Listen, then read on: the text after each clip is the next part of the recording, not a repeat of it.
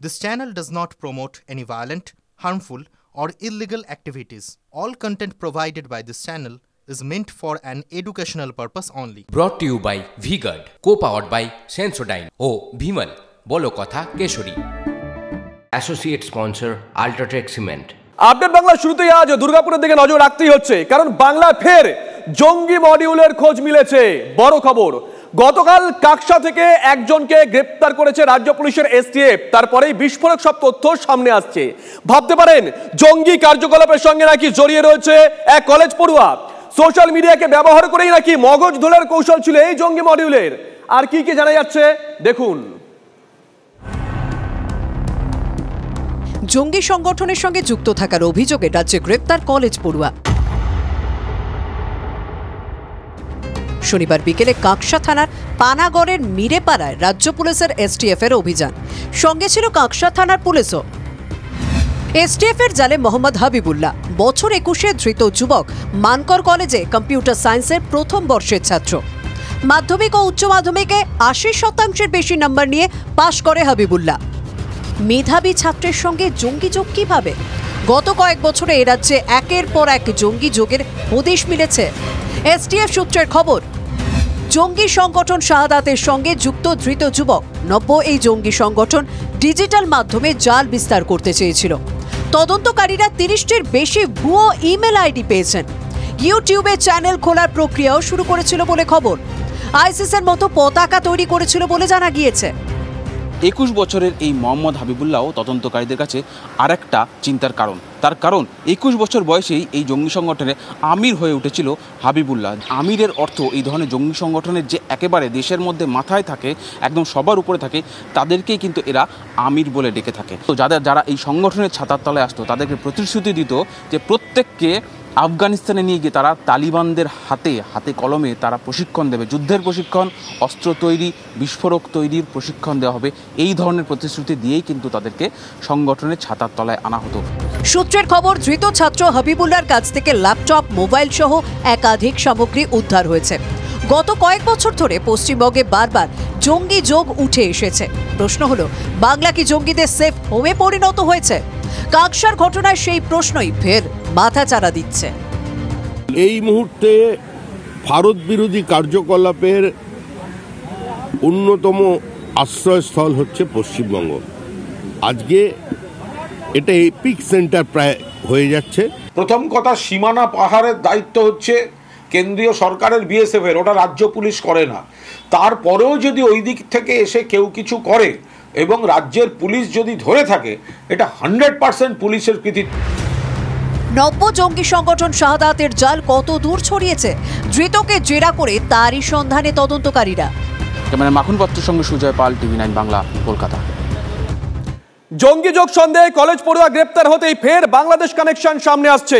উঠে আসছে নিষিদ্ধ জঙ্গি সংগঠন শাহাদাতের নাম। কিভাবে কাজ করে এই সংগঠন, মাথায় কি আছে, কতটা ছড়িয়ে জঙ্গি সংগঠন শাহাদাতের জাল, দেখুন TV9 বাংলার এক্সক্লুসিভ রিপোর্ট। বাংলার সঙ্গে ফের জঙ্গি যোগ। বাংলাদেশের নিষিদ্ধ জঙ্গি সংগঠন শাহাদাতের এক সদস্যকে গ্রেপ্তার করেছে রাজ্য পুলিশের এসটিএফ। শাহাদাত বলে যে সংগঠনের নাম গত কয়েক মাস ধরে বাংলাদেশ এবং ভারতে শোনা যাচ্ছে, সেটা আদতে কিন্তু কোথাও পুরনো মদ নতুন বোতলে। জানা গেছে, জামাতুল মুজাহিদিন বাংলাদেশ জঙ্গি সংগঠনের প্রাক্তন শীর্ষ নেতা সালাউদ্দিন ওরফে বড় ভাইয়ের ব্রেন চাইল্ড শাহাদাত। প্রশ্ন হলো, কেন নয়া সংগঠন তৈরি করতে হলো? খাগড়াগড় বিস্ফোরণের পর এই রাজ্যে জেএমবির নেটওয়ার্ক প্রকাশ্যে আসে। তারপরেই আদর্শগত কারণে জেএমবির সংগঠনে ভাঙন। এক অংশ আইসিস মতাদর্শে এগোতে চায়, অন্য অংশ আল কায়দার মতাদর্শে এগোতে চায়। দ্বিতীয় গোষ্ঠীর শীর্ষ সংগঠক সালাউদ্দিন ওরফে বড় ভাই।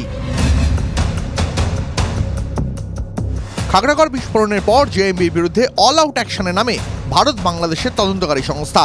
সেই কারণেই সালাউদ্দিন বাংলাদেশে ফিরে না গিয়ে ভারতেই ঘাঁটি গাড়ে।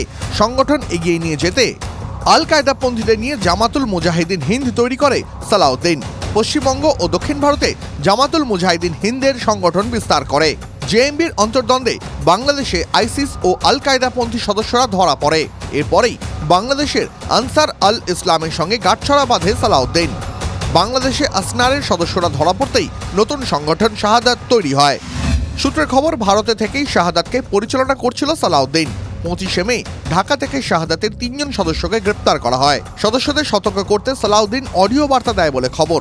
তখনই নব্য এই জঙ্গি সংগঠনের নাম প্রকাশ্যে আসে। দুদিন আগে চট্টগ্রাম থেকে পুলিশের জালে আরো 2। সেই সূত্র ধরেই নাকি কাঁকসায় রাজ্য পুলিশের অভিযান।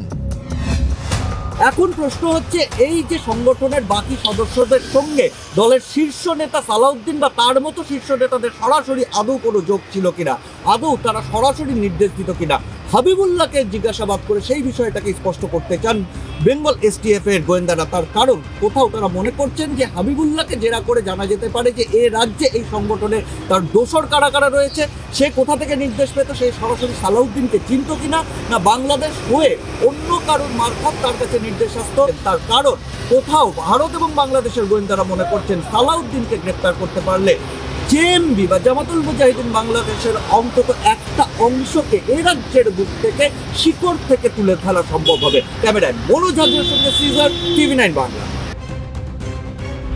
আর এই মুহূর্তে একটা বড় খবরের দিকে নজর রাখতে হচ্ছে। প্রশ্ন ফাঁসে তদন্তে গিয়ে বিহারে আক্রান্ত সিবিআই। বড় খবর, প্রশ্ন ফাঁসে তদন্তে গিয়ে বিহারে আক্রান্ত সিবিআই। বিহারের নাবাদায় সিবিআইয়ের ওপর হামলার অভিযোগ। কে বা কারা হামলা চালিয়েছে?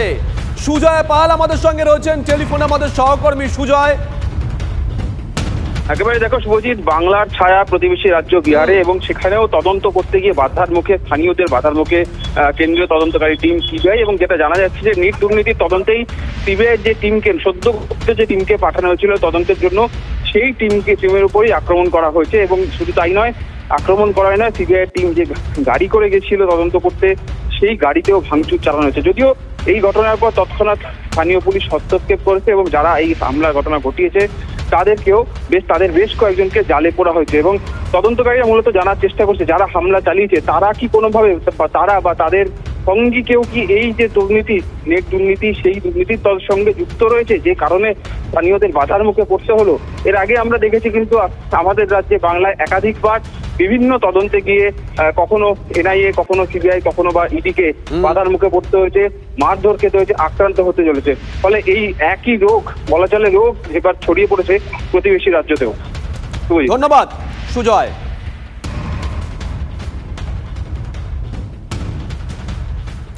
এদিকে নিরাপত্তা নিয়ে আশঙ্কা প্রকাশ রাজ্য বিজেপি সভাপতির। হঠাৎ কেন এই উদ্বেগ সুকান্ত মজুমদারের? নেপথ্যে সুরাট পুলিশের এক গ্রেপ্তারি। বাংলাদেশের এক নাগরিককে জালে তুলতে বিস্ফোরক সব তথ্য সামনে আসছে। নথি দেখিয়ে বিজেপির অভিযোগ, বাংলার এক মাদ্রাসা থেকেই ধর্মীয় পরিচয় বদলে ফেলে ওই বাংলাদেশি। ফের জেগে উঠল অনুপ্রবেশ বিতর্ক। घूसपैठियों का फर्जी राशन कार्ड और आधार कार्ड कौन बनाता है? कौन बनाता है? टीएमसी सरकार बनवाती है कि नहीं बनवाती है? घुसपैठ बंगाल सरकार, ममता बनर्जी रोक नहीं पाई।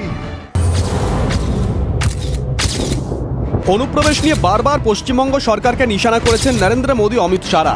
এবার একেবারে চাটকা অভিযোগ।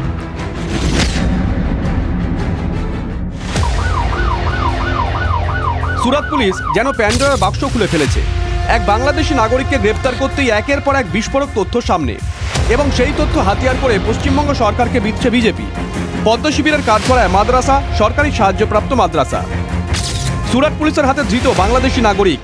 বনগা হয়ে পশ্চিমবঙ্গে অনুপ্রবেশের অভিযোগ, ধর্মীয় পরিচয় জাল করার অভিযোগ বিজেপির।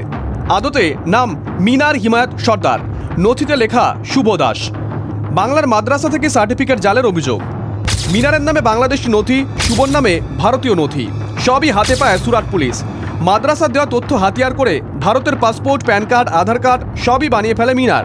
পাসপোর্ট ব্যবহার করে 2 বছর দোহায় কাজও করে আসে। এই মুহূর্তে সুরাটে নির্মাণ কর্মীর কাজ করছিল মিনার। তখনই ধরে সুরাট পুলিশ। নথি থেকে সুরাট পুলিশের দাবি, নদিয়া ও পূর্ব মেদিনীপুরে কারচুপি হয়েছে। এক্স স্যান্ডেলে গুজরাটের মন্ত্রীর পোস্টের পরেই সরব বঙ্গ বিজেপি। বিজেপির রাজ্য সভাপতি রাজ্যের নিরাপত্তা নিয়ে প্রশ্ন তুলে দিয়েছেন। মাদ্রাসার সরকারের 5,530 কোটির বাজেট নিয়ে প্রশ্ন তুলেছেন কেন্দ্রীয় শিক্ষা প্রতিমন্ত্রী। কঠোর নজরদারি দাবি গেরুয়া শিবিরের।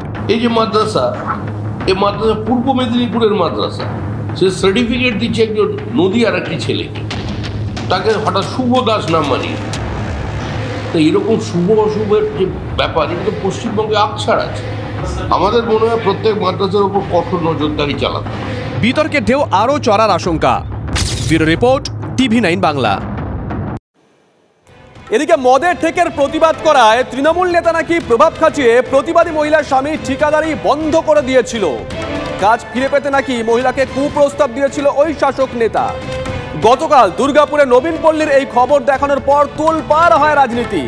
গ্রেপ্তার হন ওই শাসক নেতা। আর এবার দুর্গাপুরের পর হাওড়ার খবর, লোন পাইয়ে দেওয়ার নামে মহিলাকে কুপ্রস্তাব দেওয়ার অভিযোগ। কাঠগড়ায় জগৎবল্লভপুরের পাতিয়াল গ্রাম পঞ্চায়েতের তৃণমূল সদস্য কাজী সাবির আহমেদ। নিঃসন্দেহে আরো একটা বড় খবর। 1000, 2000, 5000 করে 30,000 টাকা মোট দিয়েছি। আমি পয়সা চাইছি, বলছে না হবে না পয়সা। ঠিক আছে, তারপর মামাকে নিয়ে গেছি, তা নাই হোক করে মামাকে থানায় ঢুকিয়েছে একটা মেয়েকে সেজছে। দুবার পরে তা এখন বলছে তোকে আমি 1 লাখ টাকা দিচ্ছি, এই কেসটা তুলে নে। পর আমি যখনই ওনাকে লোনের কথা বলছি তখনই বলছে আমার সাথে দীঘায় চ, এই করো, এখানে বাজে বাজে অনেক কিছুই বলেছি। ঠিক আছে, আমি সেই কারণে ওনার রেকর্ডিং করে আমি সবাইকে দিয়েছি। শুনলেন, ঋণ দেওয়ার নামে 30,000 টাকা প্রতারণা, তারপর টাকা ফেরত চাইতে গেলে মহিলাকে কুপ্রস্তাব দেওয়ার অভিযোগ। কুপ্রস্তাবের কল রেকর্ডিং পুলিশের কাছে জমা দিয়েছেন ওই মহিলা। কি বললেন অভিযুক্ত তৃণমূল পঞ্চায়েত সদস্য কাজী সাবির আহমেদ, শুনুন। জগৎবল্লভপুরে আমার একটা সুনাম আছে, এই সুনামটাকে দুর্নামে পরিণত করার জন্য বিরোধীরা তৃণমূল কংগ্রেসের বিরুদ্ধে আজ থেকে নয়, কখন লোকসভা, কখন বিধানসভা, কখন পঞ্চায়েত নির্বাচন, যে কোনো অ্যাঙ্গেল থেকে বিজেপি, সিপিএম এবং আইএসএফ তিনজনে একত্রে হয়ে ভোট ভাগাভাগির খেলা করে নিজেরা জয়লাভ করার জন্য এই পরিকল্পনা করে আমার গায়ে গালি লাগানোর জন্য এটা করেছে। শনিবার রাতে জগৎবল্লভপুর থানায় লিখিত অভিযোগ দায়ের করেছেন ওই মহিলা। পঞ্চায়েত সদস্য বিরোধীদের ষড়যন্ত্রের অভিযোগ করেছেন বটে, কিন্তু মহিলার অভিযোগকে ঘিরে অস্বস্তিতে পড়েছে স্থানীয় তৃণমূল কংগ্রেস নেতৃত্ব। কি বলছেন তারা, শুনুন। অভিযোগ যদি সঠিক প্রমাণিত হয় তাহলে দল যা ব্যবস্থা নেওয়ার নিশ্চিতভাবেই সর্বভারতীয় তৃণমূল কংগ্রেসের একজন আমি জগৎবল্লভপুরের সাধারণ সম্পাদক হিসাবে কেন্দ্রের বলতে পারি যে ঘটনার সত্য প্রমাণিত হলে যথাযথ ব্যবস্থা এই দলীয় সদস্যর ওপর নেওয়া হবে। আর এবার একটা রাজনীতির খবরের দিকে নজর রাখি। লোকসভা ভোটে বড় জয় পেয়েছে তৃণমূল। তথ্য বলছে গ্রামাঞ্চলের ভোট হাঁসফুলের ঘরে ঢুকেছে, কিন্তু শহর মানে পুরো এলাকায় ভোট না, পুরো এলাকার ভোট তৃণমূলকে চিন্তায় রাখছে। উত্তর থেকে দক্ষিণ যে লোকসভা কেন্দ্রে প্রার্থীরা জিতেছেনও সেখানে পুরো এলাকার অনেকাংশে পিছিয়ে শাসক দল। কেন এই অবস্থা? সোমবার পুরসভাগুলোকে নিয়ে বৈঠক মুখ্যমন্ত্রীর। তার আগে কি টেনশনে আছেন সেখানকার শাসক নেতারা? দেখুন প্রতিবেদন। লোকসভা নির্বাচনে এবার উত্তরবঙ্গে খাতা খুলেছে তৃণমূল কংগ্রেস। কোচবিহারে আসন দখল করেছে ঘাসফুল, কিন্তু পুরো এলাকায় ধাক্কা। শিলিগুড়ি পুরসভা তৃণমূলের দখলে। শিলিগুড়ি পুরসভার 47টি ওয়ার্ড, তার মধ্যে মাত্র একটি ওয়ার্ডে লিড পেয়েছে তৃণমূল। বাকি 46টি ওয়ার্ডেই বিজেপি এগিয়ে। মেয়র, ডেপুটি মেয়র, মেয়র পরিষদের ওয়ার্ডেও পিছিয়ে তৃণমূল। নেতাদের একাংশের দাবি বাস্তবে দলের মধ্যেই বিভীষণ রয়েছে। যেই পরিমাণ লোক আমাদের মিটিং মিছিলে থাকে, তাহলে সেই পরিমাণ আমরা ভোট পেলাম না কেন? আমি তো কোথাও একটা ফেল করেছি। স্যাবোটেজ যে শব্দটা উচ্চারণ না করলেও আমরা বোধহয় কোথাও দলের সিম্বলের প্রতি কিছু কিছু মানুষ ইন্টিগ্রিটিটা দেখাতে পারে। আমরা আমাদের জায়গায় পরিষ্কার কাজ করেছি। এক পেশে বিজেপির যে ভোটটা আছে তার সঙ্গে যোগ হয়েছে সিপিএমের ভোট। কোনো ব্যক্তিগত ব্যর্থতা নয়, তৃণমূল কংগ্রেসের সামগ্রিকভাবে রিজেকশন করেছে মানুষ। উত্তরবঙ্গের আরও একটি জেলা আলিপুরদুয়ারের দুটো পুরো এলাকার ভোট ফলাফল তৃণমূলকে চিন্তায় রাখতে বাধ্য। কারণ আলিপুরদুয়ার ও ফালাকাটা পুরসভা তৃণমূলের দখলে, অথচ আলিপুরদুয়ার পুরসভার 20টি ওয়ার্ডেই এগিয়ে বিজেপি। মাত্র 2টি বুথে লিড পেয়েছে তৃণমূল। ফালাকাটা পুরসভার 18টি ওয়ার্ডে এগিয়ে বিজেপি, সেখানেও মাত্র 2টি বুথে লিড পেয়েছে তৃণমূল। আলিপুরদুয়ার থেকেও মানুষ কেন মুখ ফিরিয়ে নিচ্ছে এই শহরতলিগুলোর থেকে, সেগুলো কিন্তু আমাদেরকে আগামী দিনে দেখতে হবে। ইঞ্চিতে ইঞ্চিতে, বুথে বুথে, প্রত্যেকটা শব্দে, প্রত্যেকটা জায়গায়, শুধু সংগঠন না, অ্যাডমিনিস্ট্রেশন যে আমাদের দপ্তর আছে সব জায়গায় বিশ্লেষণ হোক। এবার আমাদের জেতার জায়গা ছিল।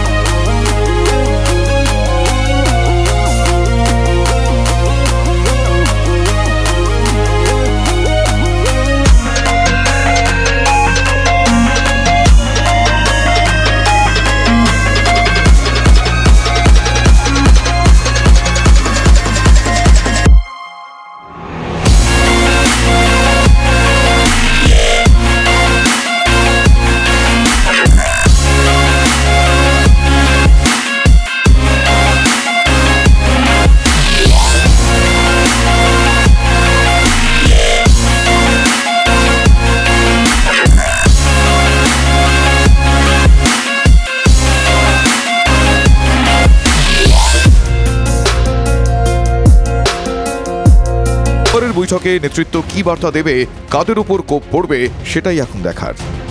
Bureau report, TV9 Bangla.